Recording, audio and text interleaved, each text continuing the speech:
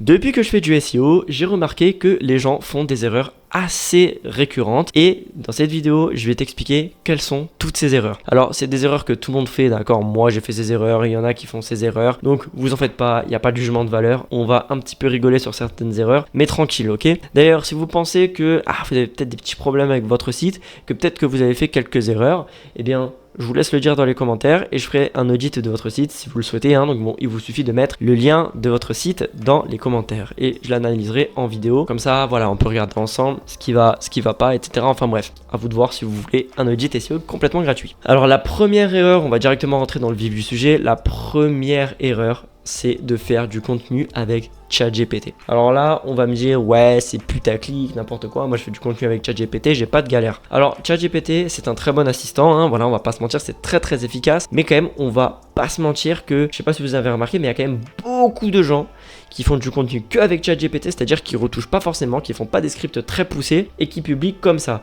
En général, ça se voit, hein, il y a écrit découvrez, ils te mettent l'univers du, je sais pas, dropshipping. Par exemple, tu fais du contenu sur le dropshipping. Découvrez le merveilleux univers du dropshipping où les fournisseurs merveilleux rencontrent les trucs et cela fait. Et en fait, en général, après, ils te font des métaphores de zinzin. Tu te demandes si c'est pas un prof de philo qui est derrière tout ça. Enfin, bref, c'est un petit peu n'importe quoi. Donc, vous pouvez faire du contenu avec l'aide de ChatGPT.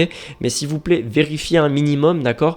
Apportez un minimum d'informations parce qu'en SEO, ça, c'est rédhibitoire. Google fait des mises à jour constamment pour éviter justement les contenus générés par IA parce que c'est des contenus génériques et ça, en fait, un utilisateur qui va tomber sur un contenu qui existe déjà en 40 versions sur Google, ça l'intéresse pas et Google, ça l'emmerde. Donc justement, il essaye de pénaliser les sites qui justement font du contenu générique. Alors si toi, pendant des années, tu as fait du contenu de manière carrée, sans IA, et que du jour au lendemain, tu décides de péter un plomb et de faire genre 50 articles de blog avec seulement ChatGPT et que Google se rend compte de ça, mon frère, t'es dans la merde. Donc, si tu as commencé à faire du contenu générique ou que tu penses peut-être en faire, je t'invite à réfléchir à deux fois ce que tu peux faire à la place, parce que oui, cette vidéo, on dénonce des erreurs, mais on dit aussi comment les corriger. À la place, tu peux, toi, trouver ton article de blog, ton idée, etc., commencer à le rédiger les grandes idées, et ensuite demander à ChatGPT de t'aider pour rajouter des informations peut-être qui pourraient être intéressantes, ou alors tu peux demander à ChatGPT de te faire la structure de ton article de blog ou de ton contenu ou même un post, un LinkedIn, ça peut être ce que tu veux, mais juste demande à ChatGPT de t'aider et pas de faire le truc à ta place parce que sinon il va faire le truc à ta place et en général il fait n'importe quoi. Donc ça c'était pour la première erreur. Maintenant la deuxième erreur, ça va concerner l'achat de liens. Alors on va pas se mentir, acheter des liens c'est pas forcément le meilleur truc aux yeux de Google, hein, bien sûr, mais on va pas se mentir, ça reste une des techniques les plus efficaces. Vous n'êtes pas sans savoir que sur Google, pour être mieux placé, pour avoir de l'autorité, il faut acheter des liens. Parce que, alors on peut le faire sans acheter des liens, hein, mais en fait on va mettre du temps parce que acquérir des liens naturellement c'est long et en fait c'est un petit peu l'œuf ou la poule. C'est-à-dire que, ok, certes, tu peux avoir des liens mis naturellement, mais pour avoir des liens qui sont mis naturellement avec tes pages, il faut que tu aies du trafic. Et pour avoir du trafic, ce qui est intéressant, c'est d'avoir des liens. Donc en fait, voilà, c'est un peu le jeu de l'œuf ou la poule, tu vois. Sauf que là, c'est le lien naturel ou acheté. Enfin bref. Alors si Google n'aime pas trop l'achat de liens, ça se fait, c'est une pratique, c'est comme ça, c'est une pratique courante en SEO. Et en fait, il y a des gens qui se disent, je vais acheter des liens et puis c'est bon, ça va être suffisant, tranquille, j'ai pas besoin de me casser la tête. Sauf qu'en fait, les gars, quand vous achetez des liens, encore une fois, il y a une méthodologie. C'est-à-dire que vous pouvez pas acheter n'importe quel lien. L'achat de backlink, c'est quelque chose qui se réfléchit. L'erreur, ça serait quoi? Ça serait de dire, allez, c'est bon, nique sa mère, je mets 50 €, j'achète 5 articles par mois qui coûtent 10 balles, qui sont sur des sites qui sont éclatés, mais ça me fait 5 backlinks. Là, l'erreur, c'est de penser que la quantité vaut la qualité, alors que c'est vraiment pas le cas. Moi, je peux vous dire que j'ai vu ça quand même plusieurs fois, j'ai vu ça des dizaines de fois dans des audits SEO, des sites qui n'avaient que 3 backlinks qui arrivaient à exploser des positionnements de sites qui en avaient une dizaine, tu vois, sur tes mots-clés plus ou moins concurrentiels. Et donc en fait c'était quoi la différence? C'était même pas forcément que les backlinks qui étaient achetés étaient sur des sites avec une énorme autorité. Non, la différence c'était que les backlinks étaient bien placés sur des pages qui étaient bien rankées, qui apportaient quand même une recherche, une réponse à la requête de l'utilisateur, et que c'était également des liens qui étaient logiques. Et quand on dit des liens logiques, c'est pas simplement la thématique. Admettons que vous avez un article qui parle de lave-vaisselle et que vous achetez un lien sur cette page-là et que vous mettez un lien, je sais pas, vers l'alimentation électrique pour les lave-vaisselle. Peut-être que ça va pas être très intéressant, alors que si vous aviez directement mis un lien vers vos lave-vaisselle, là tu vois tout de suite il y a de la cohérence parce que quand le mec il va cliquer sur ton lien, il va rester sur ta page et donc Google considère que c'est un bon lien et donc en fait tu vois ça te met un petit peu plus en avant. Donc pour éviter de faire une erreur et d'acheter des backlinks n'importe comment, déjà évitez toutes les fermes à liens, c'est-à-dire les sites qui ne mettent que des liens. C'est-à-dire qu'en fait, quand vous cliquez sur les pages là, que vous cliquez sur plusieurs pages de manière aléatoire et qu'à chaque fois il y a un lien, voire deux, voire trois, enfin même qu'il y a des liens sur toutes les pages, des liens externes, fuyez, ça veut dire que c'est un site qui est plutôt une ferme de liens. Et quand vous voyez un site où toutes les pages n'ont pas forcément de liens, où tu dis que ok c'est du contenu qui est de qualité, que tu sens que c'est pas du contenu qui est fait de manière générique juste pour me foutre des liens par-ci par-là, et là après à partir de ce moment-là tu peux foncer. D'accord ? Les liens seront peut-être un petit peu plus chers, mais bon, il vaut mieux mettre quelques dizaines, voire quelques centaines d'euros en plus et avoir des liens qui vont vraiment servir à quelque chose plutôt que de lâcher 10 balles dans le vide. La troisième erreur que je vois souvent, c'est la suroptimisation. Parce que, alors, il y a deux types d'erreurs en fait, dans ce cas-là. Il y a les gens qui n'optimisent que très peu leur page et donc il y a un manque de balises et là tu te dis, ok, le mec là il se trompe, il faut qu'il optimise mieux ses pages. Mais à l'inverse, il y a ceux qui optimisent trop leur page. Optimiser trop ses pages, c'est quoi ? C'est par exemple mettre trop de fois le même mot-clé, avoir trop de balises et tu sens que les balises elles sont mises pas pour apporter de la cohérence au texte, mais vraiment pour insister sur le SEO. Tu vois qu'il y a plein de liens qui sont mis, des liens internes, mais tu sais que ça n'a pas trop de sens. Là tu sens que c'est de la suroptimisation sur un mot-clé, tu sens que c'est de la suroptimisation sur une page et ça c'est pas terrible parce que en fait quand tu forces l'optimisation et qu'il n'y a pas forcément de logique, Google va le remarquer et quand Google remarque, en général c'est pas bon signe. Donc évite de suroptimiser tes pages. À la place, écoute, tu fais une page sur certains produits, écoute, tous tes petits produits, des produits annexes, des produits dérivés, tu peux mettre des liens sur ce produit-là que tu as envie de mettre en avant. Les pages catégories, tu peux mettre des liens dessus. Si tu fais des articles de blog par exemple, tu peux, si jamais l'article de blog s'y prête, mettre un lien dessus, mais ne force pas. Voilà, c'est pour ça qu'on crée ce qu'on appelle des topic clusters, c'est-à-dire qu'on prend des sujets qui sont ensemble sur un certain mot-clé, on les regroupe et on fait des liens entre eux, parce qu'on sait qu'il y a une cohérence thématique. Donc quand même, il faut garder à l'esprit quand même cet esprit de cohérence, d'accord ? Ok, alors une autre erreur, alors ça c'est pas la pire, mais c'est de se tromper sur l'indexation. Se tromper sur l'indexation, c'est très con, parce qu'en fait, des fois, on va faire des pages qui sont complètement inutiles à être affichées sur Google. Alors les mentions légales, pas forcément, mais ça peut être style un formulaire de contact, ça peut être une page de commande, style la page panier, etc.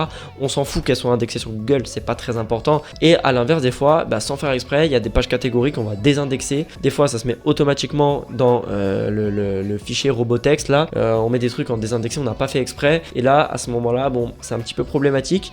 Pour régler ça, vous allez juste sur Google Search Console, vous regardez toutes vos pages qui sont désindexées et vous regardez si c'est logique ou pas, et ensuite vous faites pareil mais en regardant quelles pages sont indexées et vous voyez est-ce que vous avez envie qu'elles s'indexent. Si c'est le cas, tant le mieux, et si c'est pas le cas, ça veut dire qu'il faut modifier tout ça, désindexer les pages, en réindexer certaines, etc. Autre erreur, et ça c'est une erreur qui est de plus en plus sanctionnée difficilement, durement plutôt, c'est le fait de ne pas adapter son site à la version mobile. Ça les gars, c'est une erreur. So 2012 là, aujourd'hui vous avez plus d'excuses avec tous les thèmes qui sont responsives, avec tous les constructeurs de pages qui vous offrent des modifications possibles sur version mobile. Les gars, comment il peut encore y avoir des sites qui sont mal optimisés sur mobile? Ça c'est quand même une folie et ça il faut quand même le dire. Les gars, optimisez vos sites pour les téléphones parce que de toute façon maintenant Google indexe les sites d'abord via la version mobile, et si jamais la version mobile est mal faite et qu'elle n'est pas indexable, eh bien votre site n'apparaîtra pas sur Google et c'est pas ce que vous avez envie qu'il se passe. Alors cette erreur là, bon sang de bonsoir, cette erreur, même moi je l'ai déjà faite et en fait elle est très tentante, c'est de faire du contenu pour faire du contenu. En fait les gars, en général on nous dit pour que le SEO ça fonctionne, il faut mettre pas mal de liens internes sur une page, et donc pour faire ça il faut faire du contenu, il faut faire des cocons sémantiques, etc. Enfin bref, en gros l'intérêt c'est de faire du contenu, sauf qu'en fait le truc c'est que quand on te dit de faire du contenu, toi tu te dis ok je vais chercher une idée, ok il faut que ça cible quand même ce mot clé, et donc là tu vas chercher, tu vas te faire des listes interminables de contenu à sortir, et en fait tu vas te retrouver à faire par exemple des articles de blog qui servent complètement à rien, où personne va jamais cliquer dessus, tu vas créer des pages qui sont pas forcément très utiles, et en fait le truc c'est que tu vas créer des pages zombies. C'est des pages qui ne te serviront à rien du tout. Et ça, c'est une erreur qui est très courante parce que forcément, on a cette maladie de dire faut mettre du contenu, il faut alimenter le site parce qu'en fait, quand on le fait pas, on a la sensation que le site va mourir et que le SEO n'avance pas. Alors que, au contraire, il vaut mieux en fait faire de très bonnes pages qui sont très bien travaillées avec beaucoup de contenu qui est apporté, beaucoup de plus-value, essayer de se concentrer sur l'acquisition de backlinks dessus, qu'il faut se concentrer sur tu crées une page et je vais créer d'autres pages autour de celle-ci. Il vaut mieux vraiment prendre son temps de créer des pages qui soient correctes, qui soient carrées, qui soient bien faite plutôt que de vouloir créer plein de pages. Ça, c'est une erreur que beaucoup de gens font. Peut-être que vous, derrière l'écran, vous la faites. C'est une erreur que j'ai déjà fait. Aujourd'hui, j'essaye de ne plus la faire parce que forcément, je sais qu'il ne faut pas le faire. Mais voilà, donc à la place, faites vraiment un contenu qui est très complet, quitte à vouloir ajouter du contenu sur votre site par rapport à un mot-clé. Essayez d'abord de regarder vos pages qui existent déjà et de vous dire ok, ce contenu peut-être que je pourrais l'ajouter à cette page-là parce que voilà, j'en ai déjà parlé. Est-ce que ça vaut le coup de faire une page en entier? Est-ce que ça vaut pas plutôt le coup juste d'apporter des précisions sur cette page par exemple? Posez-vous la question. En fait, dites-vous que votre site, c'est une maison, ok, et qu'à chaque fois, vous apportez des pierres à l'édifice. Le but, c'est pas d'avoir une maison qui est extrêmement grande, mais qui est très peu solide. Ce qui est intéressant, c'est d'avoir une maison qui est très solide, alors peut-être pas forcément énorme, mais qui est très solide, qui est bien remplie, enfin voilà, une belle maison, tu vois, plutôt qu'avoir une grande maison, il vaut mieux avoir une belle maison. J'espère que vous avez apprécié la métaphore. Ok, donc bon, maintenant que je vous ai dit ça, vous allez très sûrement rusher votre site pour supprimer des pages.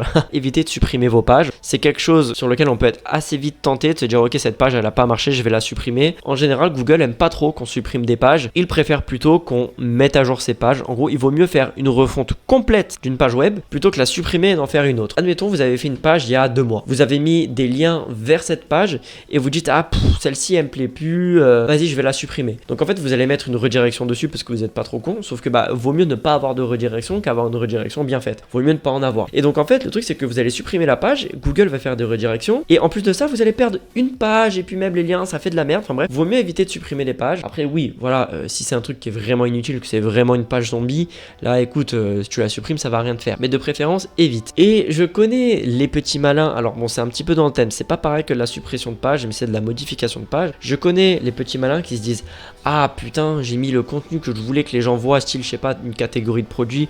Ah putain, je l'ai mis sur cette page, mais cette page à la flop de fou alors que j'en ai créé une autre qui est à peu près similaire, qui marche mieux. Vas-y, je vais transférer tout mon contenu de ma page qui marche pas sur ma page qui marche et là bam, elle est déjà rankée, donc ça va être super efficace. Enfin bref, j'ai très mal expliqué, donc je vais vous donner un exemple. Admettons, vous vendez des manettes des manettes pour jouer, voilà, aux jeux vidéo.